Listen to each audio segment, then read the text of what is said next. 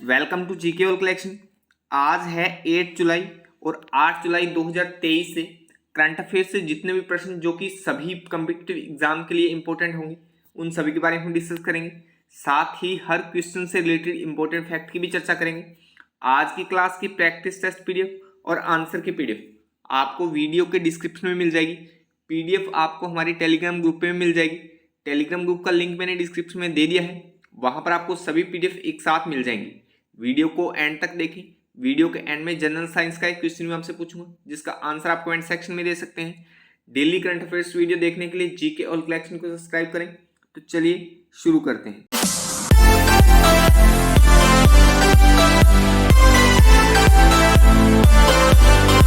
PM Modi ने किस राज्य में wild life friendly highway project का उद्घाटन किया है? In which state has PM Modi inaugurated the wild life friendly highway project?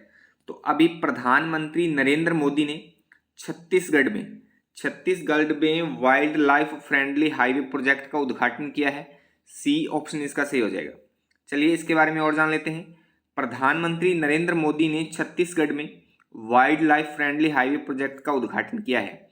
PM Modi ने 6 lane greenfield Raipur Visakhapatnam corridor के छत्तीसगढ़ खंड के लिए 3 राष्ट्रीय राजमार्ग परियोजनाओं के निर्माण का उद्घाटन किया है। यह प्रोजेक्ट उदंती वन्यजीव अभ्यारण्य के क्षेत्र से होकर गुजरता है। तो इस प्रश्न से आप इतनी सी जानकारी ध्यान में रखिए। अच्छा, छत्तीसगढ़ के बारे में हमने बात की है, तो भारत के मानचित्र में छत्तीसगढ़ की लोकेशन आप यहाँ पर देख पा रहे हैं। छत्तीसगढ़ का गठन 1 नवंबर 2000 को हुआ। राजधानी रायपुर है। छत्तीसगढ़ का सबसे बड़ा शहर रायपुर है। जिले 33 हैं। छत्तीसगढ़ के राज्यपाल विश्वभूषण हरिचंदन है। मुख्यमंत्री भूपेश बघेल हैं। विधानमंडल एक सदनीय है, केवल विधानसभा है और विधानसभा में 90 सीटें हैं। राज्यसभा में 5 सीटें हैं और लोकसभा में 11 सीटें हैं। तो छत्तीसगढ़ के बारे में इतनी सी जानकारी आप ध्यान में रखिए। भारत के जब भी किसी राज्य की कोई भी बात आती है तो मैप के साथ हम इतनी सी जानकारी जरूर पढ़ते हैं, तो इस पर आप अच्छे से फोकस किया करिए। नेक्स्ट है, राष्ट्रीय उपभोक्ता विवाद निवारण आयोग का अध्यक्ष किसे नियुक्त किया गया है? Who has been appointed as the chairman of the National Consumer Disputes? तो अभी जस्टिस एपी शाही को राष्ट्रीय उपभोक्ता विवाद निवारण आयोग का अध्यक्ष नियुक्त किया गया है। बी ऑप्शन इसका सही हो जाएगा। चलिए इसके बारे में और जान लेते हैं।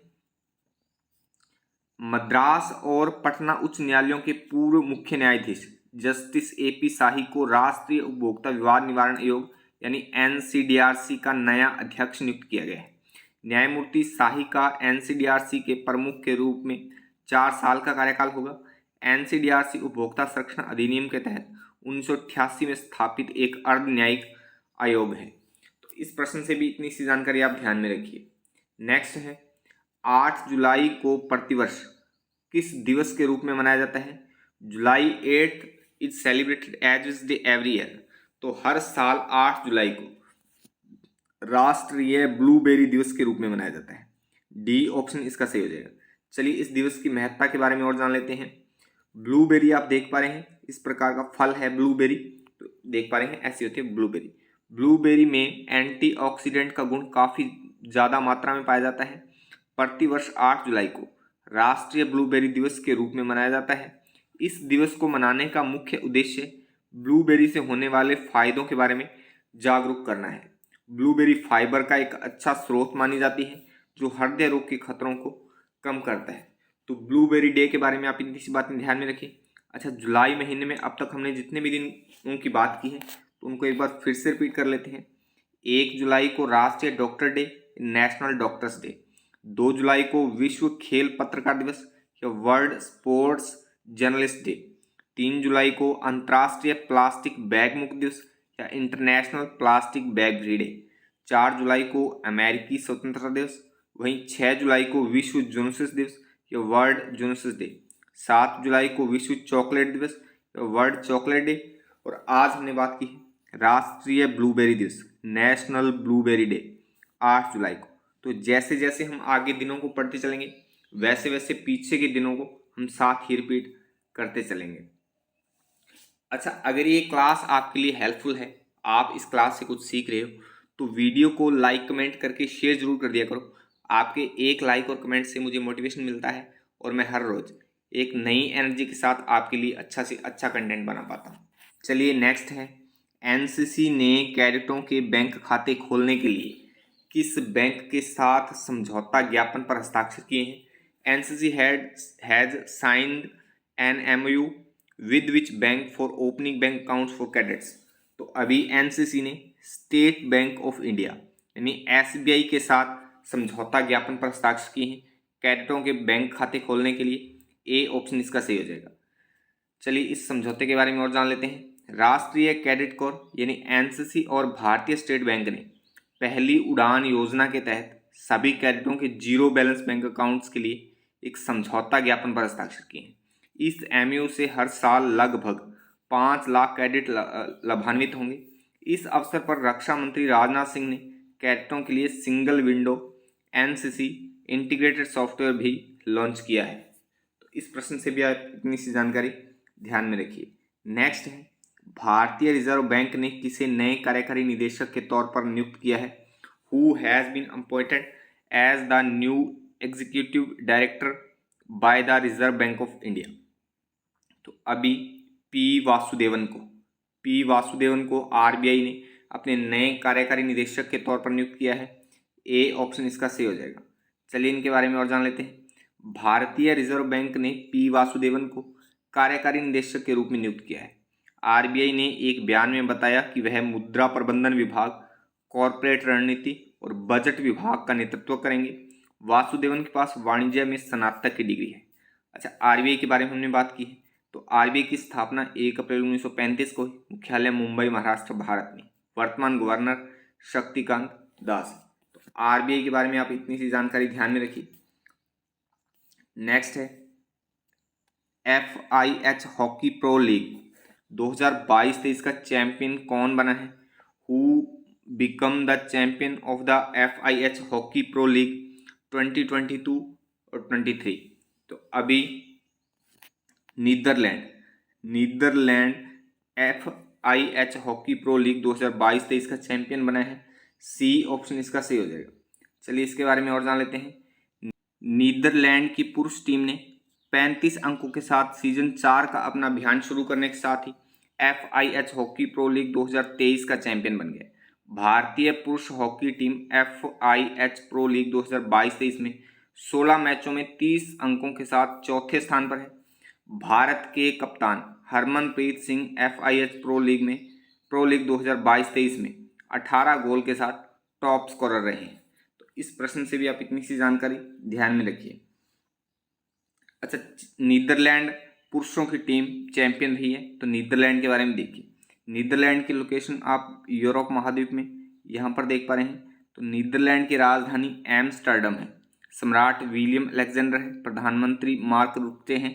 करेंसी यूरो है और कॉलिंग कोड +31 है, +31। तो नीदरलैंड के बारे में भी आप इतनी सी जानकारी ध्यान में रखिए। नेक्स्ट है, भारत ने इलेक्ट्रोल कॉरपोरेशन के लिए किस देश के साथ समझौता ज्ञापन पर हस्ताक्षर किए हैं? With which has signed MOU for electronic corporation of India. तो अभी भारत ने पनामा के साथ इलेक्ट्रॉनिक कॉरपोरेशन के लिए समझौता ज्ञापन पर हस्ताक्षर किए हैं। सी ऑप्शन इसका सही हो जाएगा। चलिए इस समझौते के बारे में और जान लेते हैं। भारत के चुनाव आयोग और पनामा के इलेक्टोरल ट्रिब्यूनल यानी ET ने चुनाव प्रबंधन और प्रशासन के क्षेत्र में सहयोग के लिए संस्थागत ढांचा स्थापित करने के लिए पनामा सिटी में एक समझौता ज्ञापन पर हस्ताक्षर किए। भारत का चुनाव आयोग और पनामा का चुनावी न्यायाधिकरण association of world election bodies के सदस्य हैं। तो इस प्रश्न से आप इतनी सी जानकारी ध्यान में रखिए। अच्छा, पनामा मध्य अमेरिका में स्थित एक देश है।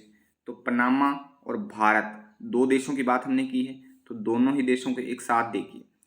भारत की लोकेशन आप मध्य एशिया में यहाँ पर देख पा रहे हैं, दक्षिणी एशिया में देख पा रहे हैं। और पनामा की लोकेशन आप यहाँ पर दक्षिणी अमेरिका महाद्वीप में यहाँ पर देख पा रहे हैं। तो पहले भारत के बारे में देखिए। तो भारत की राजधानी नई दिल्ली है। सबसे बड़ा शहर मुंबई। राष्ट्रपति द्रौपदी मुर्मू हैं। उपराष्ट्रपति जगदीप धनखड़ हैं। प्रधानमंत्री नरेंद्र मोदी हैं। मुख्य न्यायाधीश धनंजय चंद्रचूड़ हैं। लोकसभा अध्यक्ष ओम बिरला है और विधानमंडल भारतीय संसद है। तो भारत के बारे में इतनी सी जानकारी आप ध्यान में रखिए। जब पनामा के बारे में देखिए तो पनामा की राजधानी पनामा शहर है, राजभाषा स्पेनिश है, राष्ट्रपति लॉरेंटिनो कॉर्टिजो है और करेंसी पनामियाई बाल्बोआ है। कॉलिंग कोड +507 है। तो पनामा के बारे में भी इतनी सी जानकारी आप ध्यान में रखिए। दोनों ही देश महत्वपूर्ण हैं, तो दोनों देशों के बारे में हमें इतनी सी जानकारी पता होनी चाहिए, तो इस पर आप अच्छे से फोकस करें। उबिनास ज्वालामुखी किस देश में है जिसके चलते वहां आपातकाल की घोषणा की गई है? Ubinas volcano is in which country due to which emergency has been declared? तो उबिनास जो ज्वालामुखी है वो पेरू में है, जो फिलहाल सक्रिय है। सी ऑप्शन इसका सही हो जाएगा। चलिए इसके बारे में और जान लेते हैं। पेरू के उबिनास ज्वालामुखी के विस्फोट के कारण ज्वालामुखी के आसपास के क्षेत्रों में 60 दिनों के लिए आपातकाल की घोषणा की गई है। उबिनास मागेगुआ क्षेत्र में स्थित है। यह क्षेत्र राजधानी लीमा से 1200 किलोमीटर दक्षिण पूर्व में स्थित है और देश का सबसे सक्रिय ज्वालामुखी है। पेरू दक्षिण अमेरिका का एक देश है। तो इस प्रश्न से आप इतनी सी जानकारी ध्यान में रखिए। अच्छा, पेरू के बारे में आप थोड़ा और विस्तार से देखिए। तो पेरू की लोकेशन आप दक्षिण अमेरिका महाद्वीप में यहाँ पर देख पा रहे हैं। पेरू की राजधानी लीमा है, राष्ट्रपति मार्टिन विज़कारा है, प्रधानमंत्री विकेंटे जेबालोस है, करेंसी सोल है और कॉलिंग कोड +51 है। तो पेरू के बारे में भी आप इतनी सी जानकारी ध्यान में रखिए। नेक्स्ट है, भारत के वित्तीय नियोजन मानक बोर्ड FPSB ने किसे अपने मुख्य कार्यकारी अधिकारी के रूप में नियुक्त किया है? Who has been appointed by the financial planning standard board of India FPSB as its chief executive? तो अभी कृष्ण मिश्रा को भारत के वित्तीय नियोजन मानक बोर्ड के मुख्य कार्यकारी अधिकारी के रूप में नियुक्त किया गया है। सी ऑप्शन इसका सही हो जाएगा। अच्छा, कल की वीडियो का चैलेंज क्वेश्चन था, भोजन में उपस्थित शर्करा को माल्टोज में बदलता है, यानी कौन बदलता है? तो इसका सही आंसर था ऑप्शन ए, टाइलिन भोजन में उपस्थित शर्करा को माल्टोज में बदलता है। तो ए ऑप्शन इसका सही था। आज की वीडियो का चैलेंज क्वेश्चन है, विटामिन डी का रासायनिक नाम क्या है? तो इस प्रश्न का आंसर आप कमेंट बॉक्स में कमेंट करके जरूर बताएं। चलिए आज की वीडियो की एंडिंग करते हैं। Keep claim, have patience and keep moving forward, अर्थात शांत रहो, संयम रखो और बढ़ते चलो। जय हिंद, जय भारत।